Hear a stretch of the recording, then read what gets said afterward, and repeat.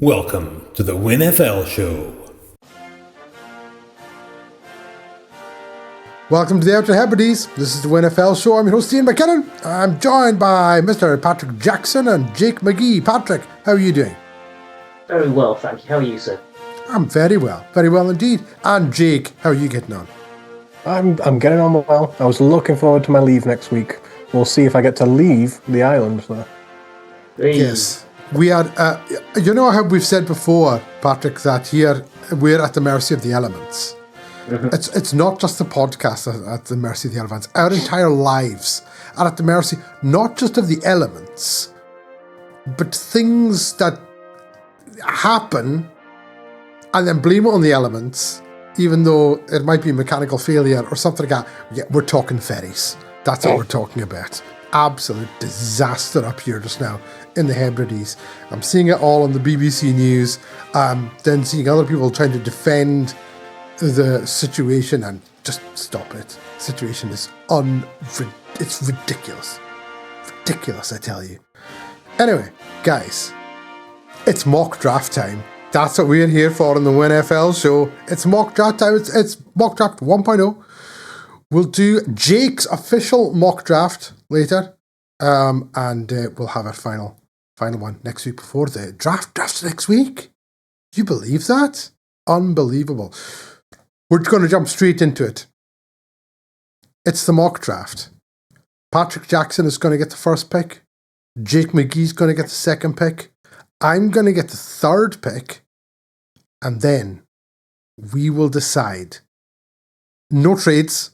We agreed to this. No trades. We're just going 1 to 32. That is right. It is 1 to 32. And we're going to have all our picks for our first round in the mock draft. And we start, of course, with the Las Vegas Raiders. Patrick Jackson. If there's any surprises as to who the Raiders are going to take with the first pick in the 2026 NFL draft, who is it? See, I argued against this a little bit when we talked about it the other day, so I feel like I should, but I also don't want to ruin the mock draft right in the very first pick. And I think I can justify it as well. So I don't watch a lot of college. So what I've done is I've averaged out like 30 people who do watch college's big boards to get combined big board, on which Mendoza is the fourth ranked player. But ahead of him is a linebacker and a safety, who are kind of less valuable positions. There's more good ones of them further down the board. And Jeremiah Love at the top, who is a running back. And when you took Ashton Jeanty as the first running back off the board last year, you can't take the first running back off the board 2 years in a row. That would be insane. If you don't take Mendoza as the Raiders, he's not going to be there for you for your next pick. So Fernando Mendoza is the first guy off the board to the Raiders. I can't not do it. That was the longest amount of time ever taken for 2 words. Fernando Mendoza goes to the Raiders. Jake McGee. Next up picking is the New York Jets. Who are the Jets selecting with the second overall pick, the 2026 NFL draft? Yeah, so the Jets are one of a few teams with multiple picks. So we'll hear from the Jets again later. We are going to address a big need at edge. The question is, do we take Arvel Reese or do we take David Bailey? It is a 50-50. It depends on who you believe out there, because there's people in both camps who are very confident it's one person or it's the other. I'm of the belief that the Jets are looking to the future more than win now. And for that reason, I will take Arvel Reese for the New Jersey Jets at 2. Fantastic. Now, next up, we've got the Arizona Cardinals. And this was actually this was difficult. This was difficult for me because David Bailey and Jeremiah Love are clear, like, 2 of the best. There's Carnell Tate's there, the wide receiver, but they don't need a wide receiver. What the Cardinals need badly is offensive line. And they're taking, with the third pick, Francis Maigoa, offensive tackle from Florida. So Miami, beg your pardon, Miami, sorry. We then move on to our next team, which is the Tennessee Titans, who are kidding on that they're the Houston Oilers just now with their new uniform. So, Patrick Jackson, who are they taking with the 4th overall pick? Titans are a team who basically need everything to a greater or lesser extent. I would have been very tempted to go Malgo ahead. He's still been on the board. I think we go Jeremiah Love. Yeah, let's go Jeremiah Love. Let's give them what they want. Interesting. Very interesting. Jake, Jeremiah Love going to the Titans. The Giants are up next. Who are we looking at for the New Jersey Football Giants? Well, there's not many teams that could say they don't need an edge. The New York Giants don't need an edge. So in our no trade mark, David Bailey is falling, and he will fall slightly further. I'm, again, very much like the Jets, caught between two. Do I take a wide receiver opposite Malik Neighbors? Do I take a linebacker, which we desperately need? Because Jim Harbaugh is my coach, and as the GM, I want to keep Jim Harbaugh happy. John Harbaugh happy more, because I don't really care about Jim, actually, as the Giants. I will go for the linebacker out of Ohio State, Sonny Styles, which means I've gone back-to-back Ohio State for me, which is a weird feeling. There you go. There you are indeed. Yeah, especially because there was an LSU guy, that a lot of people are ranking very, very highly. I thought you might have gone there on the defensive side of the ball. We come to the Cleveland Browns. Now, the Cleveland Browns need everything, okay? With the exception of edge, funnily enough. But this is the Cleveland Browns. And they're going edge because they are going to take the fact that he's sitting there at 6. David Bailey is going to the Cleveland Browns. They want him on one side, Garrett on the other. The Browns are going to load up on defense, and they take him with the 6th overall pick. We then move on to Washington. Patrick Jackson, the Washington Commanders. Who are they taking? Washington need edge. They also need wide receiver, I think. So it's a toss-up here. There's been some concerning stuff about Ruben Bain out recently. So maybe Washington get a little bit spooked by that and lean Parnell State, wide receiver, Ohio State. Jake McGee, we're moving on. Come to your New Orleans Saints. What are the Saints going to do? What's their biggest need, Jake? What is our biggest need? Edge? Wide receiver? I can't take a third Ohio State guy because Patrick took that away from me. I was going to just see if I could take as many Ohio State players as possible. So Ruben Bain is there. And I could take an Ohio State player. You absolutely could. Caleb Downs is sitting there. Mansour Delane, we certainly could use a corner. But there's a flurry of options here. We have sent out quite a few people to watch Jordan Tyson at his workout to see how healthy he is. But I feel like Ewan has already confirmed, if he's fallen along, who I'm going to take. Because all year I was asking the Saints to suck and finish kind of second or third in the draft pick so we could take Ruben Bain. So he's here at 8, which is a possibility, especially with the latest news. I will begrudgingly be a typical NFL GM and ignore off-field character issues and draft Ruben Bain at number 8. Quite right. Now we come on to the Kansas City Chiefs for the next pick. They're picking 9s. I don't think they expected to be picking 9s, but here they are. And when it came to Kansas City, I was really thinking, well, what do they need? So in my opinion, the 2 weakest pieces at the Kansas City Chiefs, because they traded for Kenneth Walker, is defensive back and wide receiver. But I don't see them drafting a wide receiver. So then it comes down to a defensive back. And I think they're going corner. I've got Mansour Delane from LSU going to the Kansas City Chiefs. Cornerback from LSU. That's my pick. Patrick Jackson. Next up, we've got the Cincinnati Bengals. Who are they taking? Certainly do. And I'm starting to get edgy about the safety disrespect as Towns sits there up in second, but isn't coming off the board because, safety. Who needs safety? No one needs safety. What do the Bengals need? I mean, a lot of things, to be honest, but I think their most pressing need is probably interior offensive line at this point. So I am going to take Vega Ioane, the guard from Penn State. Ooh. Oh, I like that. That's a bit higher up than a lot of people predicted him to go. So that's pretty good. I like that. Jake McGee went on to the Miami Dolphins. Many, many needs on the Dolphins. Offense, defense, you name it, they need everything they can get. What are we taking? Yeah, wide receiver, probably the biggest need, because you've cut Tyreek Hill. You've traded away Jalen Waddle, which means you pick again later in the draft. So maybe you replace him later on down the line. But you've got Mekhi Lemon here, you've got Jordan Tyson here. Mm-hmm. I'm very intrigued by Caleb Downs just coming in and replacing Minkah Fitzpatrick. That is certainly a possibility. And a lot of the people that have come over to Miami have come over from Green Bay. Green Bay, not normally big fans of drafting wide receivers in the first round until very recently. So I'm going to throw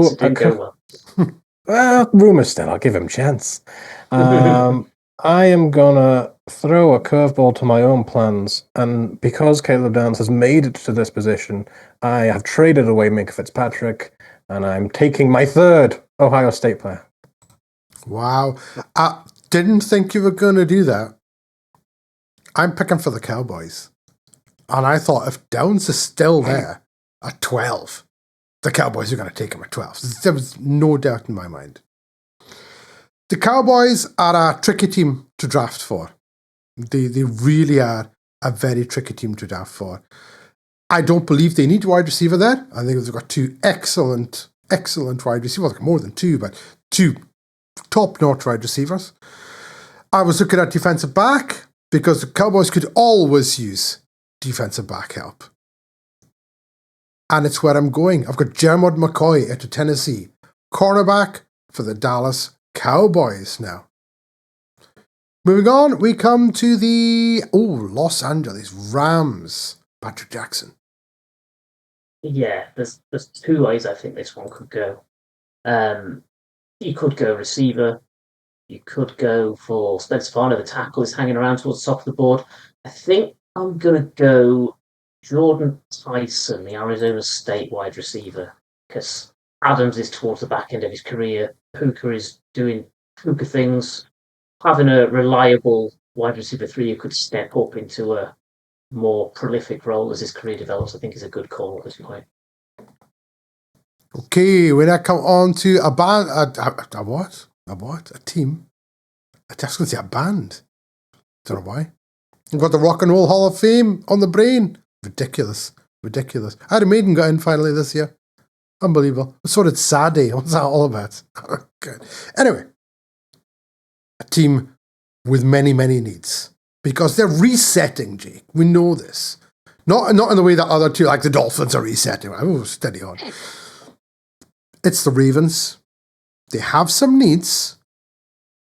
And there's a lot of interesting players left on the board. Where's Baltimore going? Jake McGee. Yeah, I'm relatively happy with how the board's fallen so far if I'm the Ravens.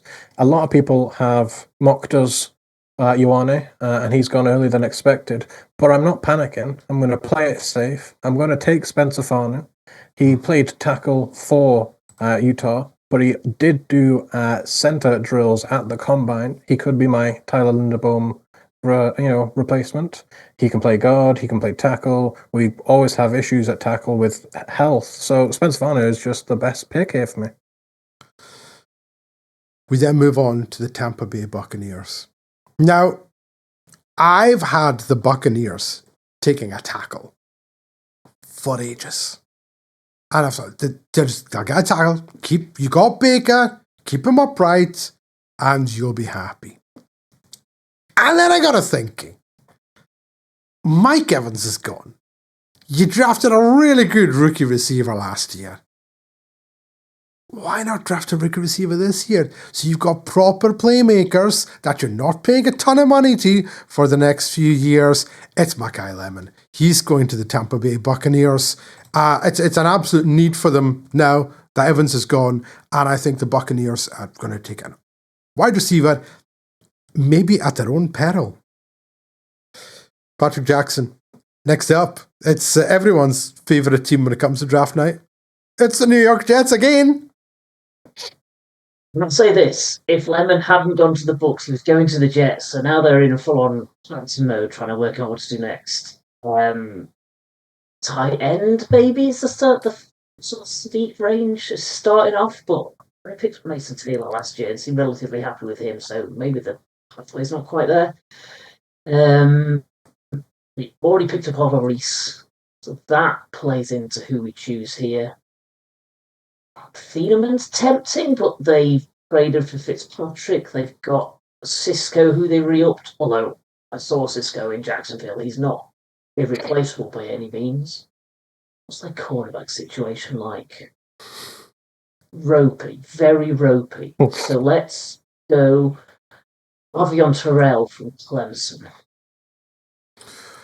Ooh, Terrell from Clemson.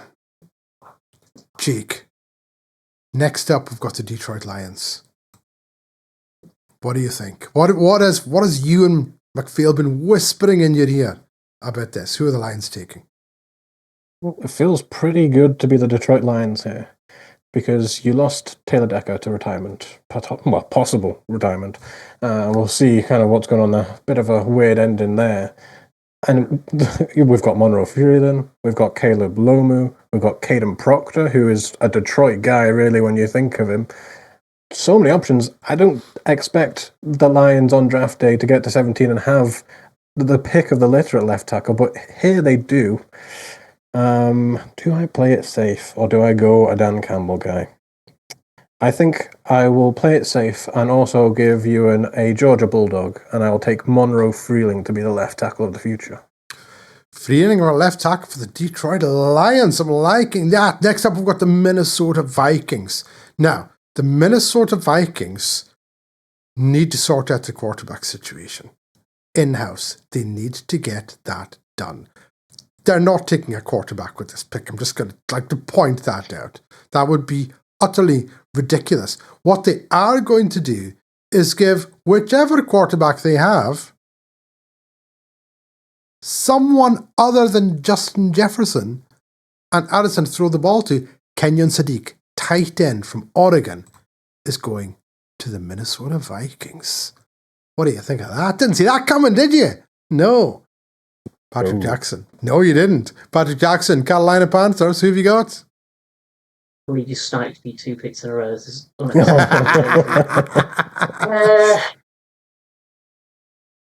well, what Carolinas needs other than that?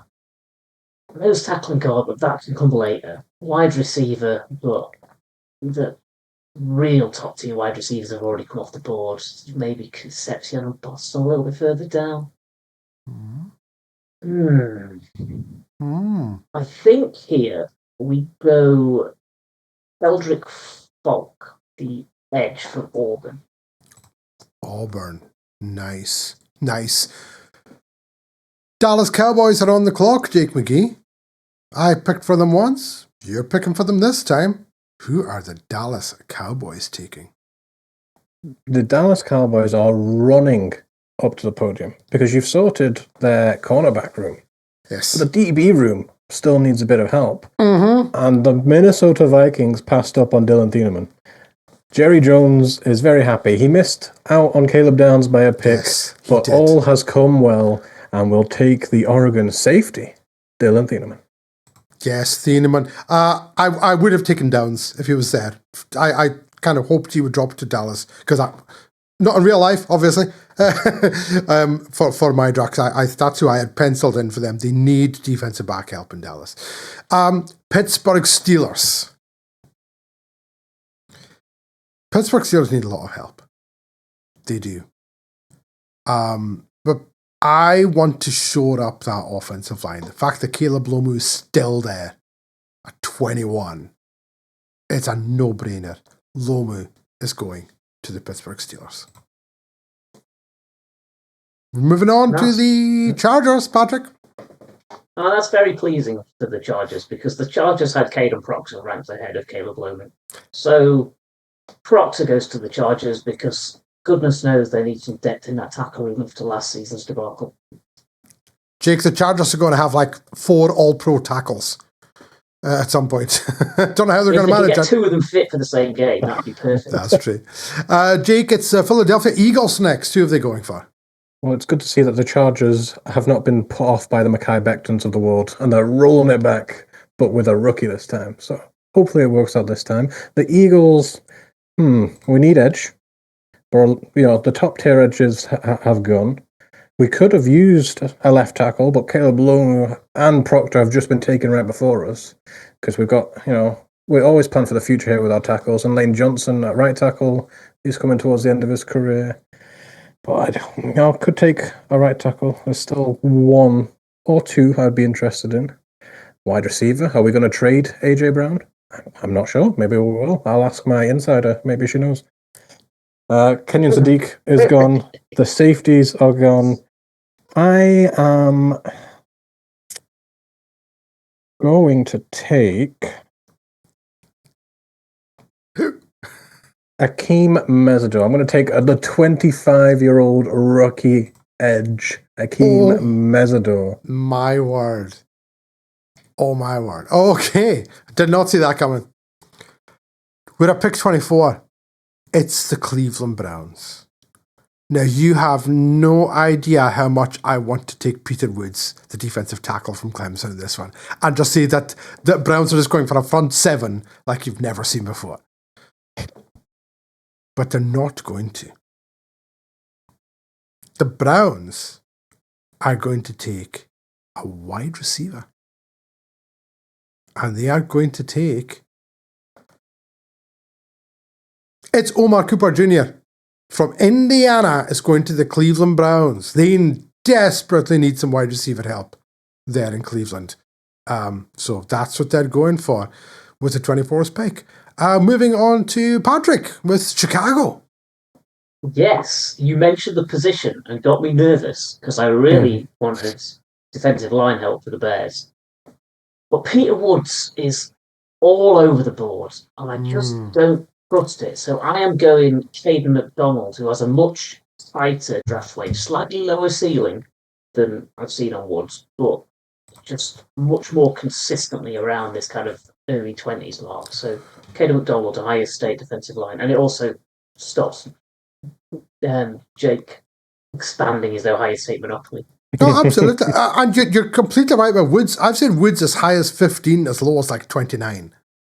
It's like there's a massive difference depending on where you look at where people are ranking Woods. McDonald just much more consistently ranked.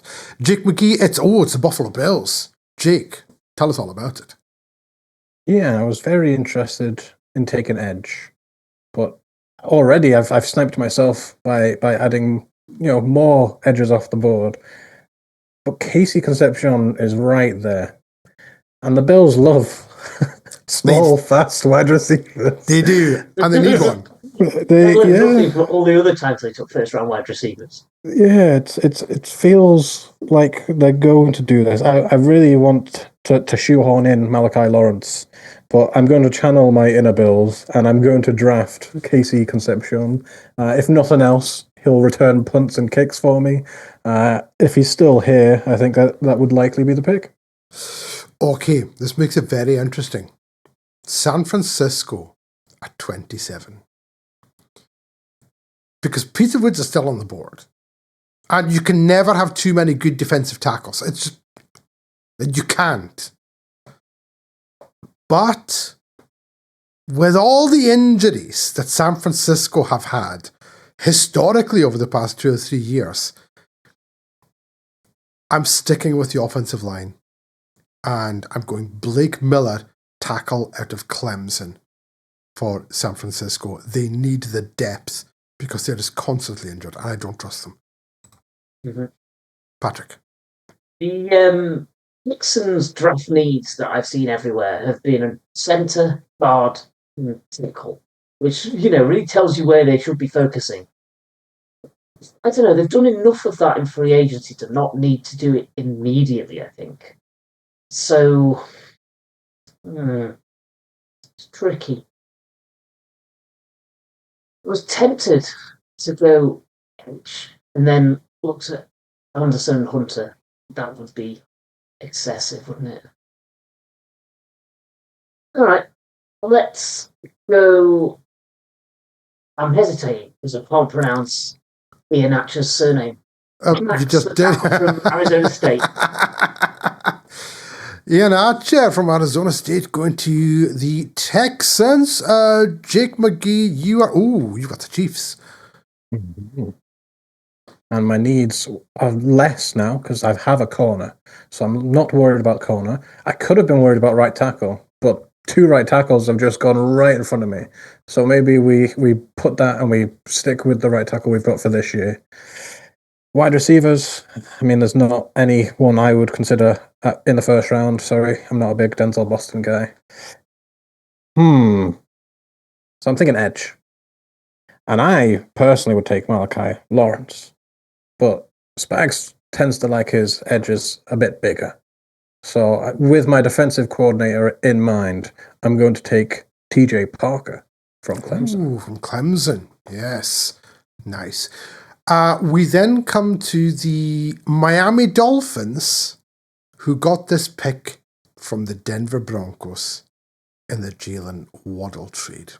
Now, as I mentioned, the Dolphins need help all over the place, but I was dying to take Ty Simpson with this one. I was dying to do it.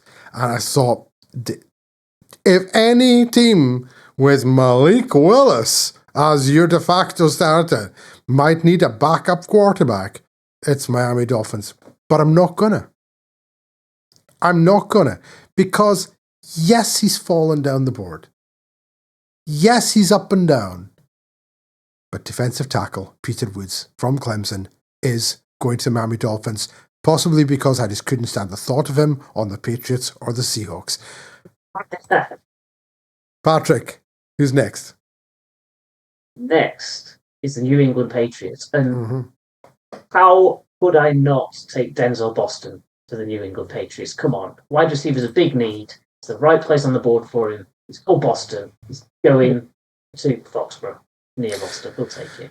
Yeah, and that's why Kansas City are raging that KC conception didn't fall to them, because, the names are important here, guys. Jake McGee, it's the final pick of the draft, of the mock draft. It's the first round. It is the Seattle Seahawks, the reigning Super Bowl champions. Mike McDonald, you love these guys. Tell us who they are picking with the final pick in our mock draft. Yeah. Do we really have needs as the Super Bowl champions? We do. We could take a running back, but feels like a bit of a reach in the first round now that the main one's gone. Could take his backup, but that feels a bit rich. We could do with a bit of help on the edge, and we could certainly do with some cornerback help after losing Reek Woolen. Now, there's plenty of cornerbacks available. There's plenty of edges available. And I am going to shoehorn in a guy that I like, and I will take Malachi Lawrence out of UCF. With the 32nd pick. Ooh. That strikes me as a bit of a reach. But if that's the guy you like, that's the guy you like. There we go. That is 1.0 mock draft for the WINFL show. I'll go through every pick. We'll go through it. At number 1, Raiders, Fernando Mendoza, quarterback. At number 2, the Jets, edge, Arvel Reese. At number 3, the Cardinals was tackle, Francis Mauigoa. The Titans at 4 took running back Jeremiah Love. Sonny Styles to the Giants, a linebacker from Ohio State at 5. The Cleveland Browns took edge from Texas Tech, David Bailey at 6. At 7, we had the Washington Commanders, wide receiver Carnell Tate. At 8, it's Jake Saints. Reuben Bain Jr., edge from Miami. At 9, we have the Chiefs taking cornerback Mansour Delane. Bengals at 10, they took Olave Vega Ione. Go for that. Nailed it. Guard from Penn State. Caleb Downs goes at 11th, safety from Ohio State to the Miami Dolphins. At 12, Cowboys take Jermond McCoy, cornerback from Tennessee. The Rams are at 13. They took wide receiver Jordan Tyson from Arizona State. The Ravens, 14, tackle Spencer Fano from Utah. The Bucs beef up their wide receiver room with Mekhi Lemon from USC. The Jets, again, taking Avion Terrell, cornerback from Clemson. The Lions took Monroe Freeling, offensive tackle from Georgia. The Vikings, tight end Kenyon Sadiq from Oregon. At 19, we had the Panthers, who took Keldrick Falk, edge from Auburn. At 20, the Cowboys are picking again. This time it was Dylan Theineman, the safety out of Oregon. Caleb Lomu, the big tackle from Utah, goes 21st overall to the Pittsburgh Steelers. At 22, we have the Chargers, Caden Proctor, tackle from Alabama. At 23 was the Eagles. They took edge from Miami, Akeem Mesidor. Cleveland Browns at 24, Omar Cooper Jr., wide receiver from Indiana.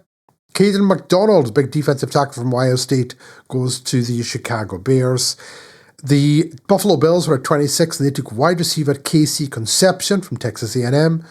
San Francisco 49ers at 27 took offensive tackle Blake Miller out of Clemson. The Texans were picking next at 28, and they took Max Iannaccio, the tackle from Arizona State. TJ Parker, edge from Clemson, goes 29th to the Kansas City Chiefs. At 30, the Miami Dolphins take defensive tackle Peter Woods. At 31 was the Patriots, Denzel Boston, wide receiver from Washington. And at 32, to round it all up, the Seattle Seahawks, Malachi Lawrence, edge from UCF. I never said UFC then. From UCF. Gentlemen, that is a pretty good mock draft. A few surprises, but this was 1.0. Next week we're going to do a proper mock draft, and we will also have Jake McGee's mock draft, which includes trades. That'll be a separate video. We'll have Jake McGee's mock draft, where he gets to do everything by himself, and we just sit back and go, "What are you doing, Jake? What's this guy smoking? What's this? Stay off the weed." Absolutely. So that is our mock draft. It's done. There's no news to talk about this week. Everyone's just looking at the draft, looking forward to the draft. I don't think there's been any breaking news since we've been on, so that's pretty good.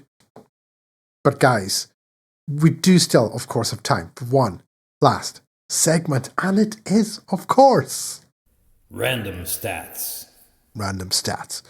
I'll tell you what, why don't I go first for Random Stats, and then we'll have Jake and then Patrick. Does that sound good? Okay. That's good. You're all happy with that? Okay, so my random stat stems from something that I learned when we were doing our Hall of Fame votes. Okay. Jake McGee, who is your favourite running back's favourite running back?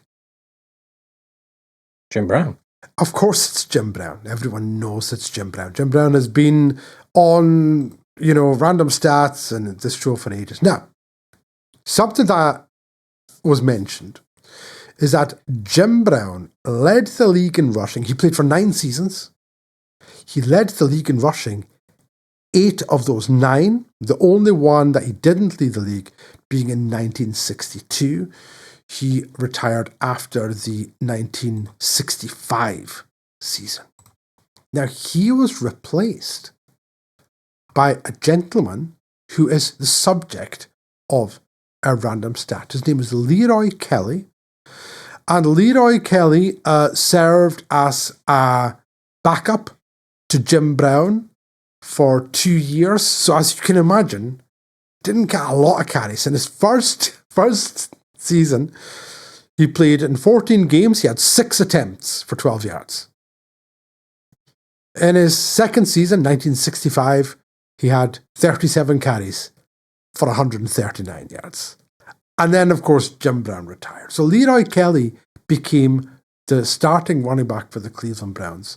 In 1966, he rushed 209 times for 1,141 yards, led the league with 15 touchdowns, and led the league with 5.5 yards per carry. But it doesn't end there. The following year, 1967, again, 14 games, 235 carries, led the league with 1,205 yards, led the league with 11 touchdowns, led the league with 5.1 yards per carry. The following year, 1968, led the league with 248 carries, led the league with 1,239 yards, and led the league with 16 touchdowns. Now, I'm not going to try and take anything away from Jim Brown, because Jim Brown was, quite rightly, arguably the greatest running back of all time. But his backup, Leroy Kelly, a man who he played for 10 years, 7,274 rushing yards, 3-time All-Pro, 6-time Pro Bowler, and is in the Hall of Fame. And nobody knows who this guy is. Well, obviously, people who voted him in know who he is. But did either of you guys know that Leroy Kelly, running back for the Cleveland Browns, was a Hall of Famer, 6-time Pro Bowler, 3-time All-Pro, led the league in all kinds of statistics, just 1 year removed from Jim Brown retiring for the Cleveland Browns? Very cool. I'm glad you stated it rather than asked, because we might have been here a while. All right, okay. Yeah. So yeah, just an unbelievable in a 10-year career. He kind of tailed off towards the end a bit, but not by much. 800 yards, 800 yards, 800 yards, 10 touchdowns, 9 touchdowns. These are 14-game seasons. It's not 16 and 17-game seasons. Leroy Kelly was brilliant. So the Browns went from a Hall of Fame back to a Hall of Fame back. That's just not fair. It's kind of like, people complain about the Green Bay Packers or the quarterbacks. Hall of Fame to Hall of Fame. Stop it. It's not fair. But yeah, so Leroy Kelly, the man who had an incredible career and is completely forgotten about, and yet is in the Hall of Fame. That's the subject of my random stat. So, more of a random story than a random stat. Jake McGee, what is your random stat? Yeah, just a short one, but one that really surprised me. I saw something come across my feed. It was the fewest giveaways in their own territory in 2025, and none of these teams should surprise you. So in first place, the Philadelphia Eagles only gave away the ball 4 times. The Bears in second only gave away the ball 5 times, and then the Chiefs, Patriots, and Rams all did it 6 times. Now, nothing there is surprising. But the most giveaways in their own territory. Now, I'll tell you right now, the 32nd team is not a surprise. It's the Cleveland Browns, and they did it 20 times. Oof. But I'll put it out to you. Who do you think is the 31st team? So, like I say, just to recap, Eagles 4, Bears 5, Chiefs, Patriots, Rams 6. And then at the very foot of the table, we have the Browns with 20. In 31st, there is a team with 16. I mean, any guesses? You'd have to guess the Jets or the Raiders. I mean, that's if you push me for an answer, I'd say the Jets or the Raiders. Patrick, any ideas? Wait, given the way Jake's built it up, I would guess the Seahawks. Well, yeah, the way he's built it up, yeah, but if I was actually guessing, what is the actual answer, Jake? We have an inquisitive man on the podcast, and he's quite right. The Super Bowl champion Seahawks gave away the ball in their own territory 16 times and still got the first round bye and won the whole damn thing. So maybe it's the tactical. Mike McDonald is so smart that he gives away the ball in his own half. That's the way I'm choosing to read that stat. Do you think like they've run one play and he's like, this isn't going to work. Just turn it on. Just throw it. Just throw it to the other team. Leonard Williams is hungry. Throw it back to the other team, and we'll throw Leonard Williams back on the field. We've got more chance of scoring a defensive touchdown than we do driving 90 yards. So just go for it.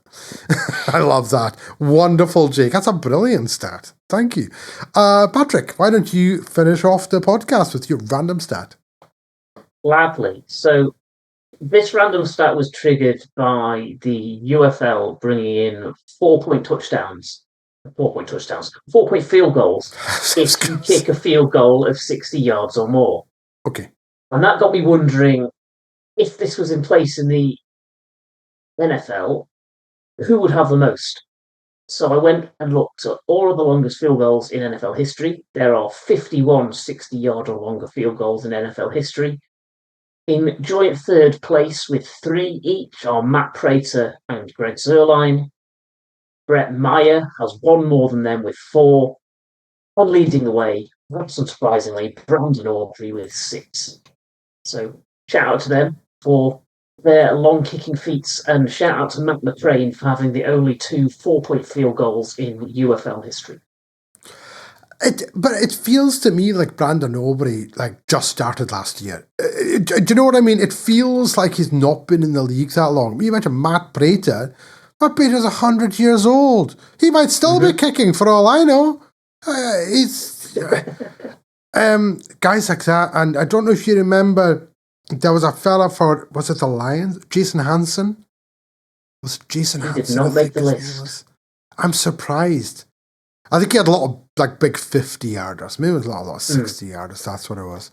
So there you go. The oldest one on the list, interestingly, Tom Dempsey in 1970 hit a 63-yarder, and that must have been in the lead for ages until Matt Prater actually hit 64 in 2013. It was. So Jason Elam tied it. Yes, October 98. And then Matt Prater beat it. But Tom Dempsey, I don't know, Patrick, if you know about Tom Dempsey. Not until his name came up in this. Oh, well. Jake, I don't know, do you want me to go or do you want to take this one? This is all yours, but I do know about Tom Dempsey for obvious reasons. So, first of all, Tom Dempsey was what they called a straight-ahead kicker. Ah, yes. Right? So he would plant his foot next to the ball and kick with his foot on just, like a spindle. Boom. But Tom Dempsey had a club foot. He didn't have on his kicking leg. He didn't have a foot on his kicking leg. He had half a foot. The front half of his foot was chopped off. So he had just a flat thingy. And he kicked a 63-yard field goal back in the 60s, whenever it was. It's unbelievable. He's effectively using a driver, not a there was no rule against it. But for decades, that is how field goal kickers, or just kickers, I should say, is how they kicked field goals on extra point. Straight ahead kicking. Never. The soccer style kick didn't really become a thing until the 90s. But you're thinking, how? It looks like such an unnatural way of kicking that thing.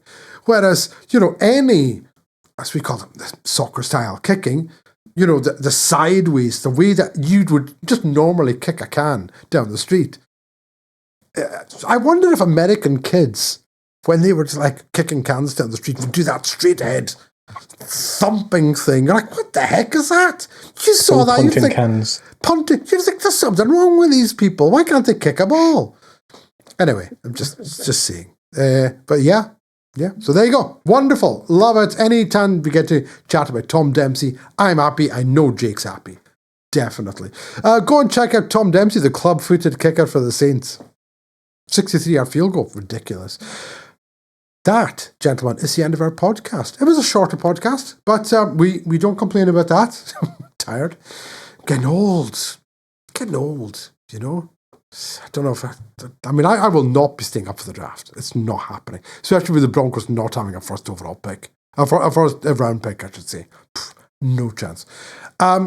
Guys, it has been a pleasure. As always, Jake McGee, thank you very much for stopping by.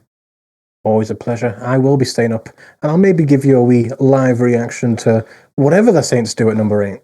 You do that. Looking forward to it. If by any chance the Broncos trade up into the first round, feel free to send me a live reaction to that as well. Patrick Jackson, thank you very much. Pleasure as always. Huge thank you to everybody listening at home. Don't forget you can find us on X at the WINFL Show and, of course, YouTube. Please like and subscribe. And we will see you next time on the WINFL Show. And we're clear.